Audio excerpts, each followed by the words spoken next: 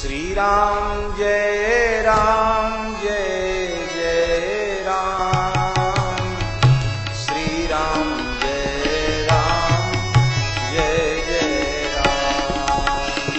श्री राम जय रामचंद्र भगवान के एक बात प्रभु पूछूं तो ही कहु बुझाई कृपा निधि मोहि।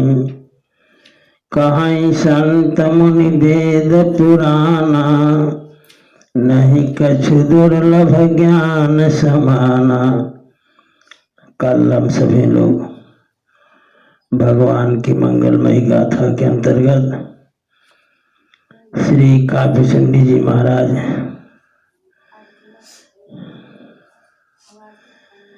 कौआ कैसे बने ये कथा कल सुनाई गई। आज कहते हैं गरुड़ जी महाराज, सामने ध्यान दो। गरुड़ महाराज जी बहुत बड़े ज्ञानी हैं। गरुड़ महाज्ञानी गुण राशि और हरिसेवक अति निकट निवासी ठाकुर जी उनके ऊपर बैठते हैं। चरणों का बराबर स्पर्श होता है और बहुत बड़े ज्ञानी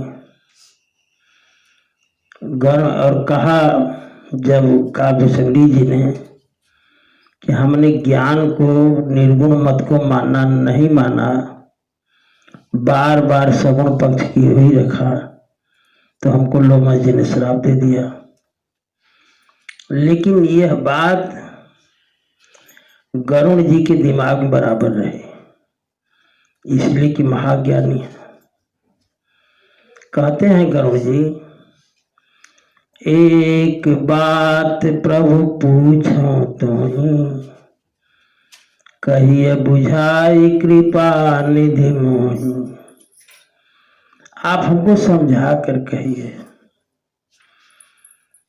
संत कहते हैं, मुनि कहते हैं, वेद कहते हैं, पुराण कहते हैं, नहीं कछु दुर्लभ ज्ञान समाना। ज्ञान से बढ़कर कोई चीज है ही नहीं, बहुत दुर्लभ है। ऐसी ज्ञानी और लोमा जी जैसा ज्ञानी ऋषि, ऐसा ज्ञानी मिला है आपको। सोई मुनि तुमसन कहु गोसाई। कहते हैं कि बार बार आपको ज्ञान की बात बतलाते रहे, लेकिन नहीं आदर हूं भगत की नहीं। आपने उसका आदर नहीं किया ज्ञान का, आपने भक्ति को श्रेष्ठ माना। तो कहते हैं कि ज्ञान ही भक्ति ही अंतर केता। ज्ञानी और भगत में कितना अंतर है, सकल कहूं प्रभु कृपा निकेता। आप समझा कर कहें। ज्ञानी और भक्ति, ज्ञान और भक्ति, ज्ञानी और भक्ति भगत में कितना अंतर है। कहते हैं सुने उरे गारी बचन सुख माना। ये बात सुन करके, माने गरुड़ जी की बात सुन करके काव्य सिंधी जी जो हैं कहते हैं कि सादर बोले काग सुजाना। आदर के साथ काव्य सिंधी जी बोले कि भगत देखो, ज्ञानी है तो ज्ञान को पहले रखा। ज्ञानी भक्ति अंतर केता। काव्य सिंधी जी भगत हैं, भक्ति को पहले रख रहे हैं। भक्ति ही ज्ञान ही नहीं कछु भेदा। उभय हरहि भव संभव खेदा। कहते हैं काकभूषुंडी जी कि महाराज भक्ति और ज्ञान में भक्ति ही ज्ञानी नहीं कछ भेदा, कोई भेद नहीं है। उभय हरहि भव संभव खेदा, दोनों जो हैं भव सागर को पार कराने वाले हैं। लेकिन नाथ मुनीश कहाही कछु अंतर, सावधान सो सुन विहंग बरे। मुनि लोग कुछ अंतर बतलाते हैं। अब अंतर क्या है, इस बात को बड़े सावधान से सुनो। देखो आज की कथा बहुत ही कठिन है, बड़ी सावधानी से समझोगे तो सहज समझ में आ जाए। ज्ञान भक्ति का प्रकरण है और इतना आसान नहीं है। कहते हैं कछु अंतर, नाथ मुनीश कहाई कछु अंतर। मुनि लोग कुछ अंतर बतलाते हैं, उस अंतर को सावधान होकर सुनो। ज्ञान वैराग जोग विज्ञान, ये सब पुरुष सुनहु हरि जाना। ज्ञान वैराग्य योग विज्ञान ये पुल्लिंग है, समझ गए। ज्ञान विराग योग विज्ञान ये सब पुरुष सुनो हरि जाना। हे गरुण जी पहले तो ये समझो, और जहां तक भक्ति और माया की बात है तो माया भगति सुनो तुम दो, नारी वर्ग जाने सबको। माया भक्ति नारी वर्ग है, समझ गए। कहते हैं कि ज्ञान विराग योग विज्ञाना ये पुरुष पुल्लिंग है, समझ गए। और नारी क्या है, माया और भक्ति। तो जितना अंतर पुरुष और नारी में है उतना अंतर ज्ञान और भक्ति में है। पहले पढ़ा नहीं पढ़ा। कहते हैं ज्ञान विराग जोग विज्ञान, ये सब पुरुष सुनो हरि जाना। कै पुरुष प्रताप प्रबल दिन राति, पुरुष प्रताप प्रबल सब भांति, अबलाय बल सहज जड़ जाति। पुरुष का प्रताप प्रबल है और अबला को हम जड़ मानते हैं। वैसे ये हमारी शरीर ही जड़ है, समझ गए। जड़ कैसे है, चेतन जो है शरीर में जब तक है तब तक तो लगता है कि इस शरीर को चेतन ढो रहा है, लेकिन जब प्राण निकल जाता है तो ये जड़ है शरीर। ये तब तक चेतन है जब तक प्राण है, प्राण गया शरीर खत्म, माने जड़ हो गई, तो जड़ है। अब कोई ऐसा कहता है कि जीवात्मा शरीर को ढोती है। कहते हैं पुरुष प्रताप प्रबल, अबला अबल। कहते हैं कि इहाँ न पक्षपात कछु राखूं, वेद पुराण संत मत भाख्यों। गरुड़ काकभूषुंडी जी कहते हैं, गरुड़ जी पक्षपात की बात नहीं है। वेद पुराण और संतों का मत मैं कह रहा हूं। क्या है मत? मोहन नारी नारी कै रूपा, पन्नगारी रीति अनूपा। नारी नारी को देख करके मोहित नहीं होती। नारी नारी को देखकर मोहित नहीं होती, यह रीति है। लेकिन रामायण जब पढ़ोगे बालकांड तो वहां लिखा है कि रंग भूमि जब सिय पगुधारी, देखी रूप मोहे नर नारी। श्री किशोरी जी ने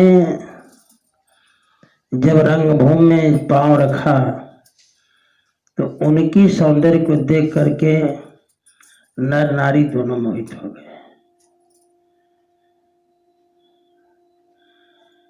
अगर ऐसा मान लिया गया, किशोरी जी को मान लिया जाए सामान्य महिला और सामान्य पुरुष राम जी को मान लिया जाए, तब तो रामायण किसी काम का नहीं रहा। तब तो किसी काम का रामायण नहीं रहा। वो सामान्य पुरुष स्त्री है ही नहीं। तो कहते हैं कि नारी वर्ग जो है माया और भक्ति, पुरुष वर्ग जो है ये ज्ञान विराग जो विज्ञान, ये पुरुष वर्ग में पुल्लिंग है। माया और भक्ति जो है स्त्रीलिंग है। कहते हैं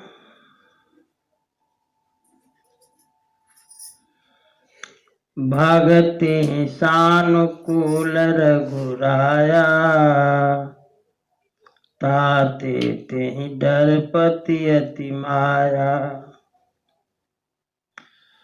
ठाकुर जी भक्ति के अनुकूल रहते हैं। भक्ति ही सानुकूल रघुराया।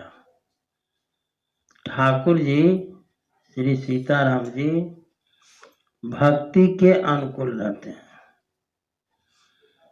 थोड़ा समझना। ताते ते डरपति अति माया। ठाकुर जी अगर भक्ति के अनुकूल रहते हैं तो माया डरती है ठाकुर जी के यहाँ जाने में।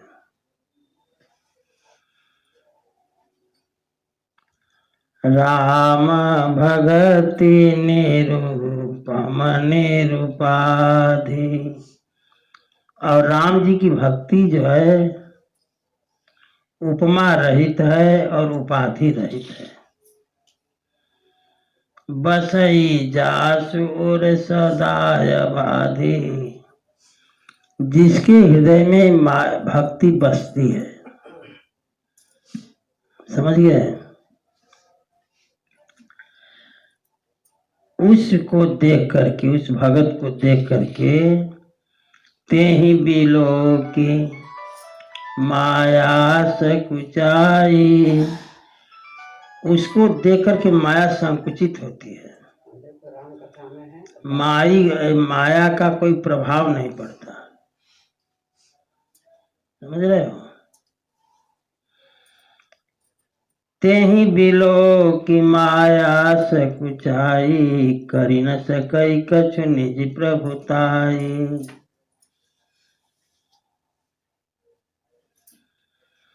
अस विचार जे मुनि विज्ञानी, जाचै भगति सकल सुख खानी। माया संकोच में पड़ती है। जैसे ऐसे समझे, समझ में आ जाए। जैसे नृत्य करने वाली कोई महिला मनोरंजन करती है नाच करके, वैसे ही ठाकुर जी जब बैठते हैं, ठाकुर जी के सामने बगल में किशोरी जी, वो भक्ति हैं, माया नर्तकी है, नृत्य करने वाली। वो माया नृत्य करके ठाकुर जी को प्रसन्न करती है। और ठाकुर जी ऐसे हैं कि जो माया की तरफ नहीं देखते हैं, भक्ति की तरफ देखते हैं। जो स्थान भक्ति का है वो स्थान माया का कभी हो ही नहीं सकता। माया रिझा सकती है, लेकिन माया के इतनी साहस नहीं है कि ठाकुर जी के पास चली जाए। इसलिए ठाकुर जी के पास भक्ति रूपी श्री किशोरी जी बैठी हुई है। आगे कहते हैं, यह रहस्य रघुनाथ कर बेगिन जानई कोई। इस रहस्य को सब लोग समझ नहीं पाते। जो जानई रघुपति कृपा, वही जानेगा जो ठाकुर जी का कृपा पात्र होगा। सपने हो मोह न होए, और जब कृपा हो गई ठाकुर जी की तो स्वप्न में भी उसको मोह नहीं हो सकता। आगे कहते हैं, और ज्ञान भगति कर भेद सुनो सुप्रवीण, जो सुनि होई राम पद प्रीति सदाय विचीन। कहते हैं ज्ञान भक्ति का कुछ अंतर और हम आपको बता रहे हैं। जिसे सुनकर के ठाकुर जी के चरणों में प्रीति होगी, लेकिन काकभूषुंडी जी कहते हैं कि ये कहानी बड़ी अकथ है। सुनहु तात यह अकथ कहानी, ये कहानी बड़ी अकथ है, न कहने योग्य है। क्यों? समुझत बनई न जाई बखानी। समझते तो बनता है, लेकिन कहते नहीं बनता। ईश्वर अंश जीवय विनाशी, चेतन अमल सहज सुख राशि। यह जीव जो अंश, जीव जो है ठाकुर जी का अंश है। यह चेतन है, अमल है और सहज ही सुख राशि है। वह जीव माया बस भयो, सो माया बस भयो गोसाई, बध्यो कीर मरकट की नाई। जैसे तोता और बंदर, कीर माने तोता, मरकट माने बंदर। तोता को लोग जब पकड़ने जाते हैं बहेलिया, तो दो डंडा गाड़ देते हैं, एक इधर एक इधर, और उसमें एक रस्सी बांध देते हैं। रस्सी डंडा एक ऐसे बांध देंगे, 3 डंडा बांध देते हैं, और बिचवा में जो बेना का फुफुली होती है, बेना ढाकर चलने वाली, उसको लगा देंगे 2-3 ठो। तो जब, और उसमें एक फल बांध देते हैं, आम वगैरह या जो भी फल हो। तो तोता जब फुफुली पर बैठता है और जो वहीं झुकता है फल को खाने के लिए, तब तक फुफुली घूम जाती है। तोता का टांग ऊपर हो जाता है, मुड़ी नीचे हो जाती है। अब तोता ये समझ लेता है कि अगर हम इस फुफुली को छोड़ दिए तो पकड़ा तो मर जाएंगे। अब वो जान करके तोता छोड़ता ही नहीं है। इतने बहेलिया आता है और पकड़ लेता है। तोता जान जाता है कि हम तो बच गए। बंदर की हालत यह है कि सकरे मुंह का एक घड़ा जमीन में गाड़ देते हैं लोग बंदर पकड़ने के लिए, और इसमें भुना हुआ चना चाहे भीगा हुआ चना डाल देंगे। अब बंदर आता है, हाथ डालता है उस बर्तन में, अब मुट्ठी भर करके खींचता है। अब सकरा मुंह होने से उसका मुट्ठी जो है निकल ही नहीं पाती है। तो बंदर ये समझता है कि एक घड़ा हमारे हाथ को पकड़ लिया, अब छोड़ देता तो भाग जाता है, पकड़े रहता है, इसलिए वो आता है बंदर पकड़ने वाला, बंदर पकड़ कर ले जाता है। वैसे ही यह जीव जो है, समझ गए, ये जानता है कि हम बंधे हैं। एक कहानी सर तुमको सुना रहे थे, पता नहीं याद है कि नहीं। एक बार एक धोबी गधा लेकर के गया के तालाब पर, याद आ रहा है, तालाब पर गया, लेकिन रस्सी भूल गया। वो जो गधे को बांधने की रस्सी होती वो भूल गया। तो बड़ा मुश्किल हुआ कि अब रस्सी लेने के लिए जाए। एक साधु बाबा थे बगल में, उनके आगे कहा, बाबा कोई रस्सी हो तो दो हमको। तो उसने कहा कि हम रस्सी ही भूल गए। तो साधु ने कहा कि रस्सी भूल गए तो इसमें तुमको क्या परेशानी, झूठ मूठ का बांध दो। तो गया, झूठा जो है उसके गर्दन पर ऐसे हाथ घुमा दिया, पैर में ऐसे हाथ घुमा दिया। तो गधा ये समझ गया कि हम तो बंधा गए, समझ गए, वो समझा कि हम तो बंधा गए। अब जब कपड़ा धो लिया, फैला लिया, सुखा लिया, बांध लिया, कपड़े का गट्ठर जब गधे पर लादा तो गधा चल ही नहीं रहा है। वो तो जानता है कि हम तो बंधे हैं। तो उसने कहा जाकर के बाबा से कि बाबा क्या उपाय बताते, अब गधा मेरा चल ही नहीं रहा है। तो साधु ने कहा कि तुमने झूठ मूठ का बांधा है, उसको खोले कि नहीं खोले। तो वो जो जाकर के वैसे ही जैसे झूठ मूठ का ऐसे हाथ घुमाया गर्दन पर, पैर पर, तो गधा जान गया कि अब मैं खुल गया, अब वो चला गया। उसी तरह जीवात्मा है, वो ये जानते कि हम बंधे हुए हैं, परिवार से, घर से, लोगों से, रिश्तेदारों से, नातेदारों से बंधा है नहीं, लेकिन झूठ मूठ का वो समझ लिया है कि हम बंधे हैं। समझ गए।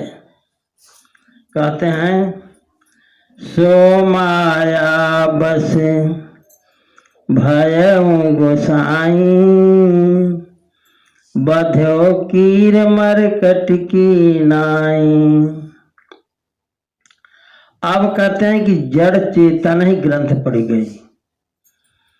ये शरीर है जड़, चेतन है आत्मा, ग्रंथि पड़ गई। लेकिन होता क्या है, समझ में आता है कि शरीर आत्मा को ढो रही है, शरीर चल रही है, जबकि है जड़, जब तक आत्मा है तब तक चल रही है, नहीं रहेगा पड़ जाएगी।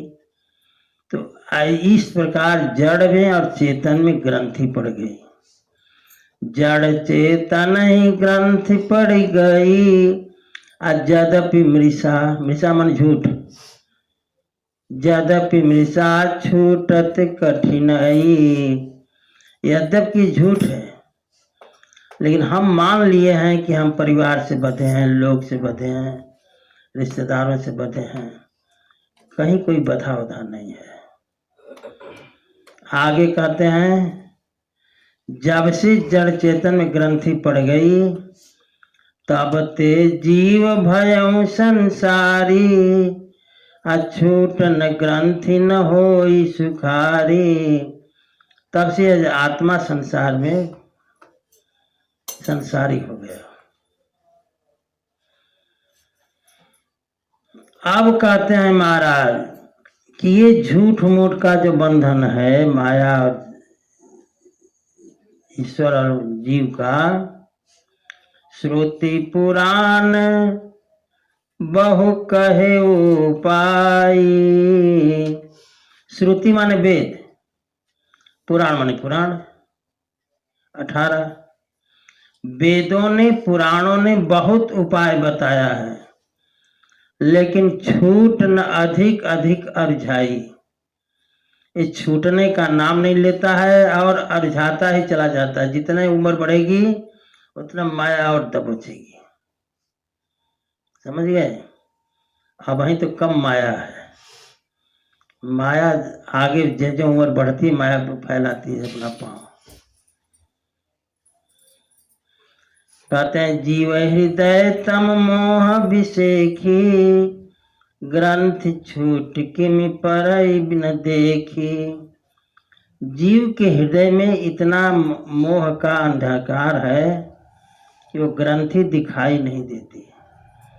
श्री राम जय राम, जय जय राम। श्री राम जय राम, जय जय राम। श्री राम जय राम, जय जय राम। श्री राम जय राम, जय जय राम। श्री राम जय राम, जय जय राम। श्री राम जय राम, जय जय राम।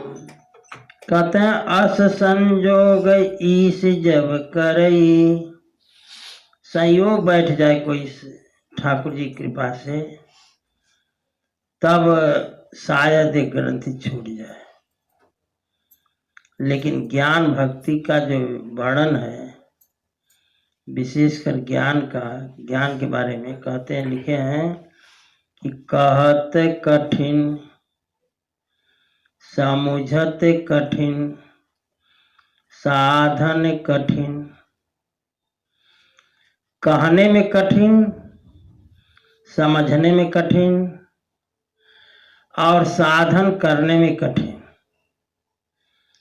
कहत कठिन समुझत कठिन साधत कठिन विवेक, अहोई गुणाक्षर न्याय जो तो प्रति हुआ नहीं।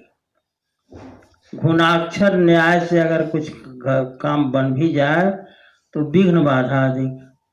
अब गुणाक्षर न्याय क्या है, इसको थोड़ा समझ लो।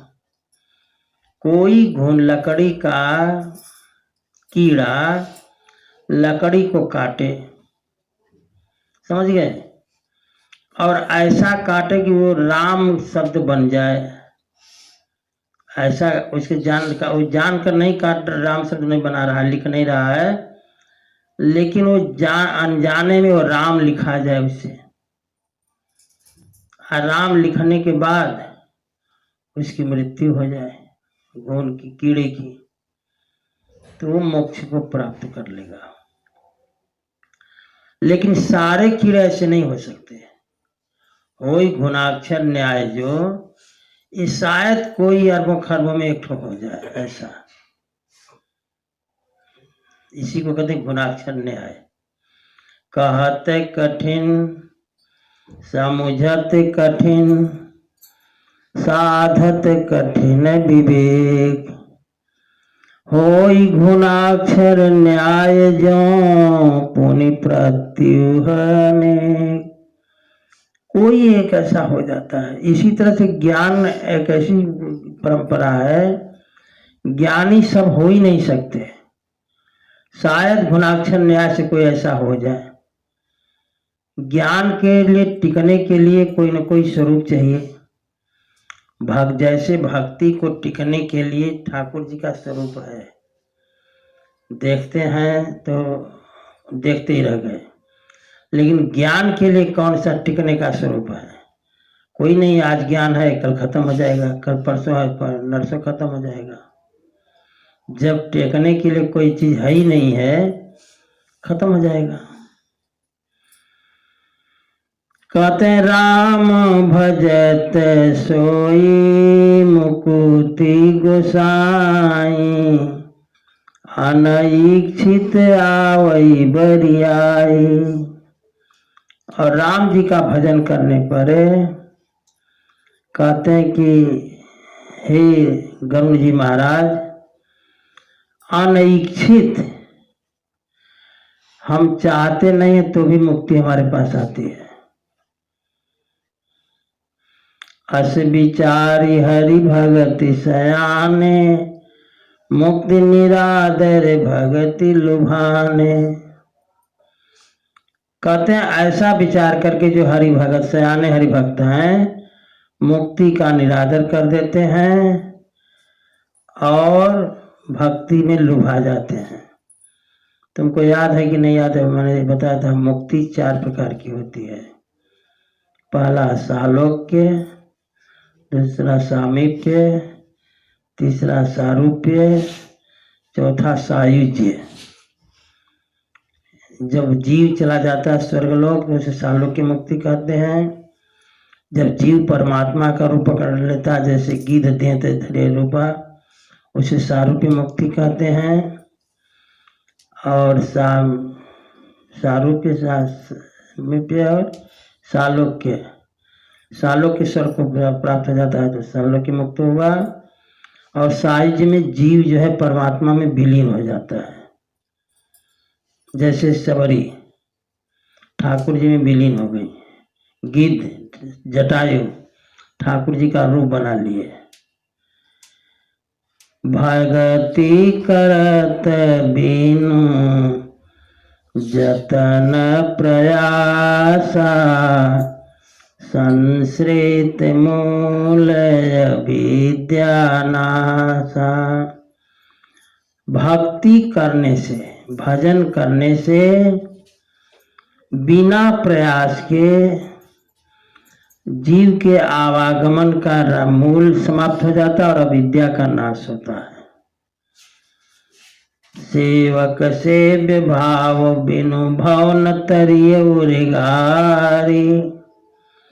कहते हैं काकभूषुंडी जी महाराज गरुड़ जी से कि ठाकुर जी हमारे सेव्य हैं और हम लोग सेवक हैं। सेवक सेव्य भाव बिनु, ऐसी भावना जब तक नहीं होगी ठाकुर जी हमारे सेव्य हैं और हम उनके सेवक हैं, तब तक भवसागर को पार नहीं किया जा सकता। इसलिए यह सिद्धांत विचार करके भजम राम पद पंकज, इसलिए ठाकुर जी के चरणों में प्रीति की जाए, यह सिद्धांत कहता है। श्री राम जय राम जय जय राम, श्री राम जय राम जय जय राम, श्री राम जय राम जय जय राम, श्री राम जय राम जय जय राम, श्री राम जय राम जय जय राम, श्री राम जय राम जय जय राम, श्री राम जय राम जय जय राम, श्री राम जय राम जय जय राम, श्री राम जय राम जय जय राम, श्री राम जय राम जय जय राम, जड़ चेतन कह जड़, जो चेतन कह जड़ करई, जड़ ही करई तय चैतन्य। जो चेतन को जड़ और जड़ को चेतन कर दे, हो तन भूतल भाव भरत को, सचर अचरचर सचर करत को।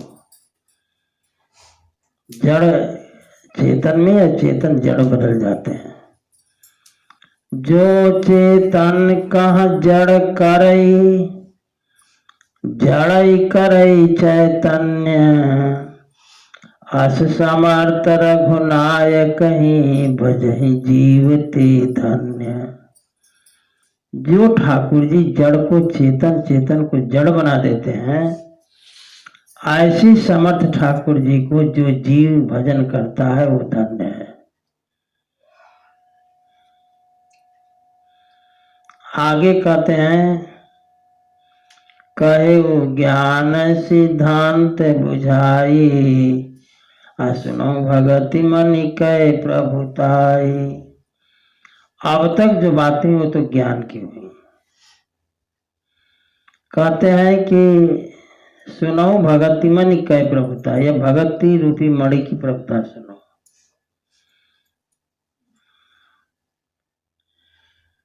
कहते हैं राम भगति चिन्ह तामनि सुंदर।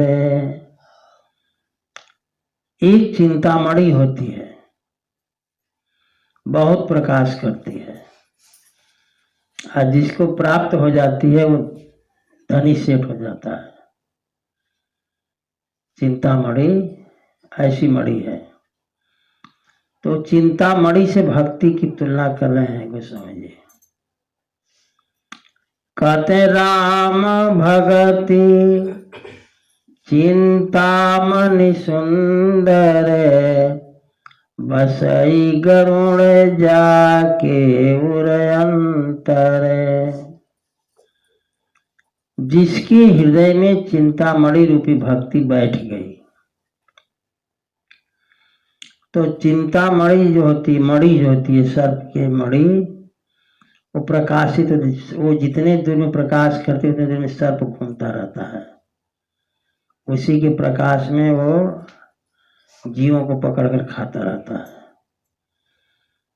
तो वो मणि चाहे आधी आए तूफान आए बुझने वाली नहीं है।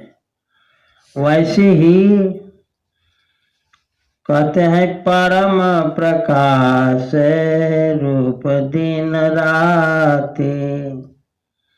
परम प्रकाश, और ठाकुर जी हमारे सब कर परम प्रकाशक जोई, राम अनादि अवधपति सोई। परम प्रकाश, प्रकाश को भी प्रकाश देने वाले ठाकुर जी। जिसको ये मणि प्राप्त हो गई, भक्ति मणि, तो मोह दरिद्र निकट नहीं आवा। मोह रूपी दरिद्रता निकट नहीं आती, और लोभ रूपी हवा उसे बुझा नहीं सकती। सारी अविद्या रूपी जो अंधकार है मिट जाएगी। सारे जो हैं सलभ माने कीड़े जो प्रकाश को देखकर दौड़ते हैं, वो समाप्त हो जाएंगे। गरल माने विष भी अमृत का काम करेगा। गरल सुधासम अरहित हुई, दुश्मन भी मित्र हो जाते हैं अगर भक्ति है, राम भक्ति। तो आगे कहते हैं व्याप ही मानस रोगन भारी, जिनके बस सब जीव दुखारे। कोई मानस रोग नहीं व्यापता, सारे कोई जीव दुखी नहीं रहता। कहते हैं राम भगति मने और बस जाके, दुख लवलेशन सपने होता के। जिसके अंदर राम जी की भक्ति आ जाए, दुख तो सपन में भी झांक नहीं सकते उसकी तरफ। चतुर शिरोमणि तेई जग माही। चतुर कौन? संसार में चतुर वो है जे मणि लाग सुजतन कराए, जो भक्ति रूपी मणि की प्राप्त करने के लिए यत्न करता है, प्रयास करता है। आगे कहते हैं सो सुनि जदपि प्रगट जग अहई। संसार में भक्ति प्राप्त है लेकिन दिखाई नहीं देती। कहते हैं राम कृपा बिनु नहीं को लहई। जब तक ठाकुर जी कृपा न हो तब तक भक्ति प्राप्त नहीं हो सकती। इसकी कथा काकभूषणी प्रकरण में सुन चुके हो कि भक्ति के लिए बेचारे श्राप पर श्राप से पाते गए, लेकिन अपना भक्ति का पक्ष नहीं छोड़ा। आगे कहते हैं सुगम उपाय पाइबे के रे। भक्ति को प्राप्त करने के लिए सुगम उपाय है, लेकिन नरहत भाग्य देहि भट भेरे। जो हतभाग्य हैं, जिनके भाग्य में है ही नहीं है, वो पा करके भी ठुकरा देते हैं। भाव सहित खोजई जो प्राणी, पाव भगति मन सब सुख खानी। यदि भाव से खोजा जाए, भाव से खोजा जाए, काकभूषण जी को भक्ति कैसे प्राप्त हुई? लोमस जी की कृपा से।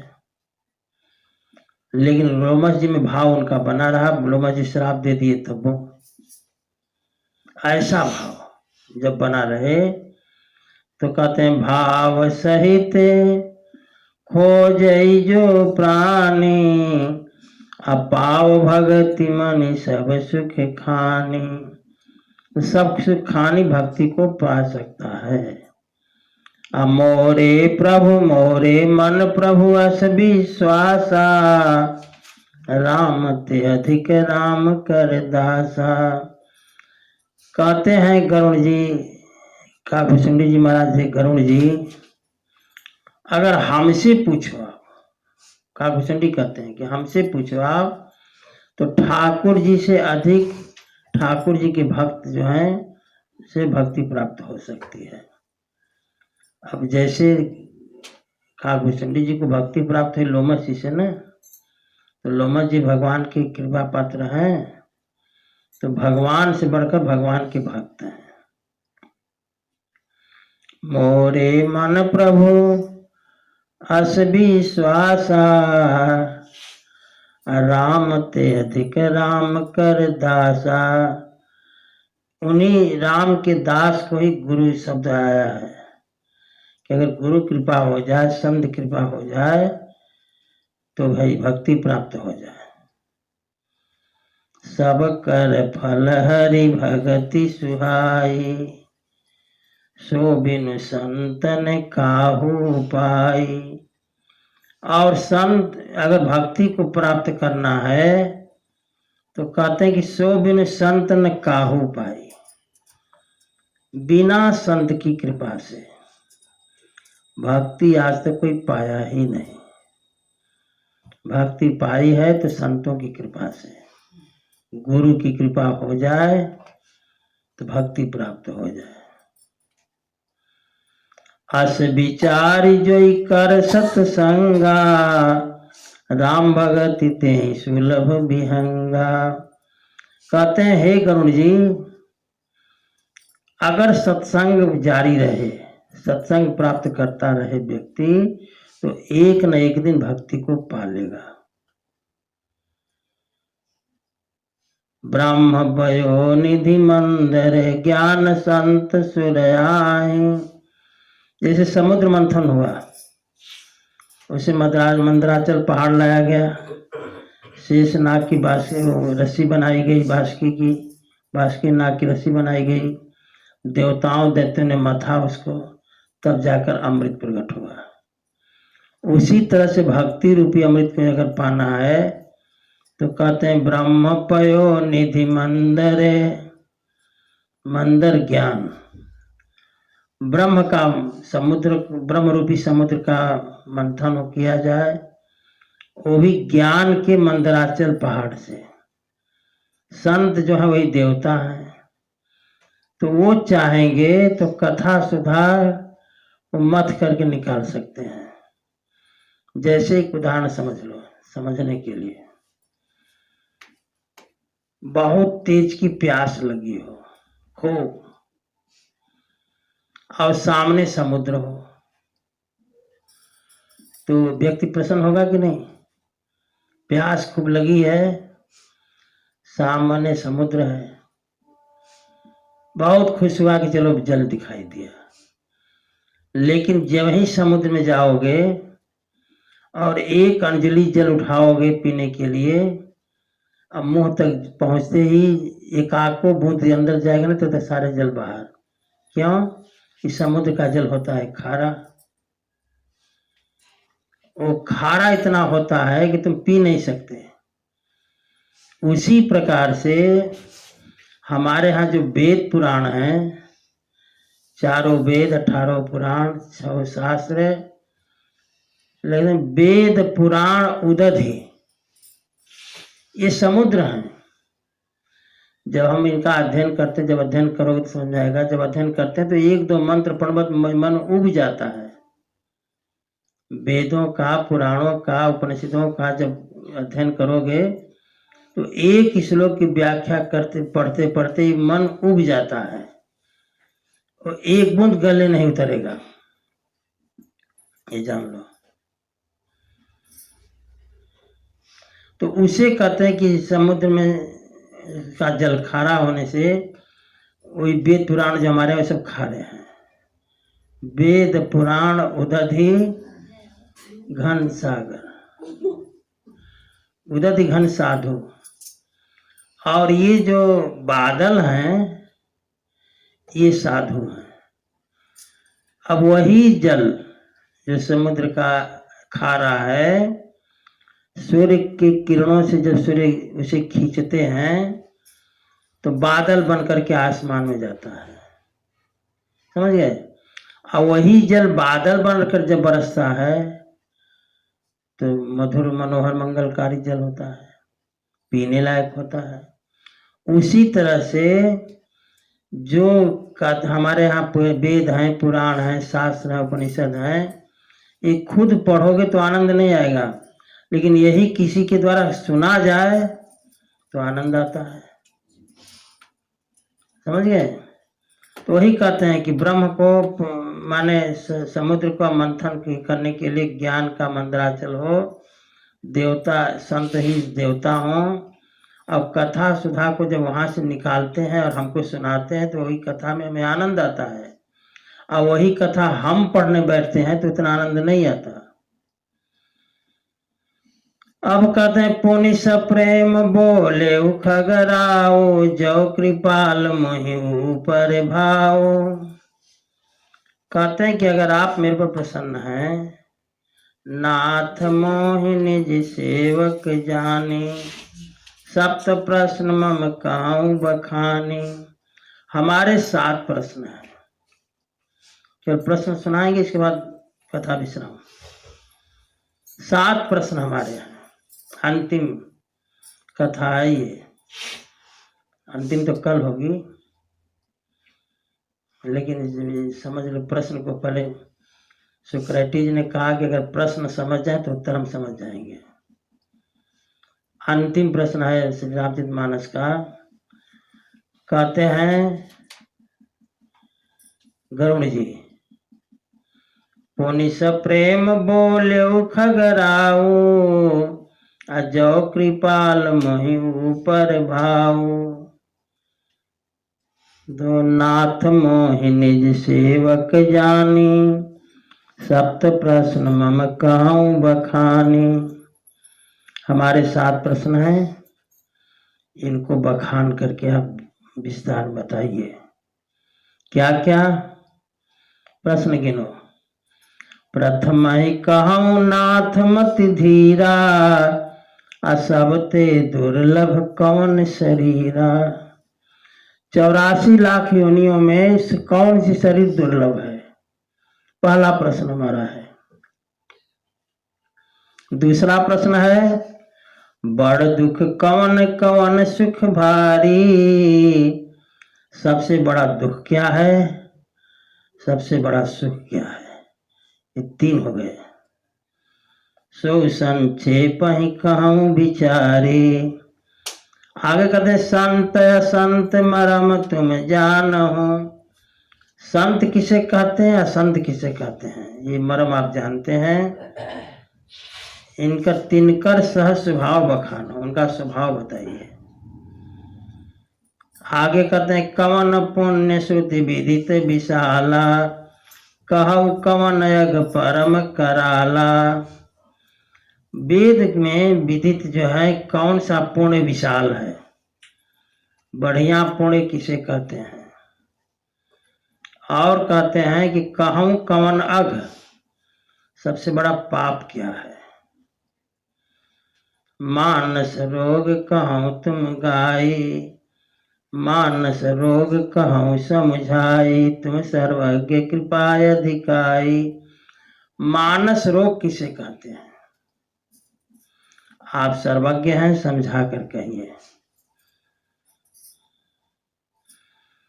ये हैं 7 प्रश्न जिनका उत्तर कल दिया जाएगा और कल कथा विश्राम भी ले लेगी। 4.5 महीना का आनंद भी कल पूरा हो जाएगा। श्री राम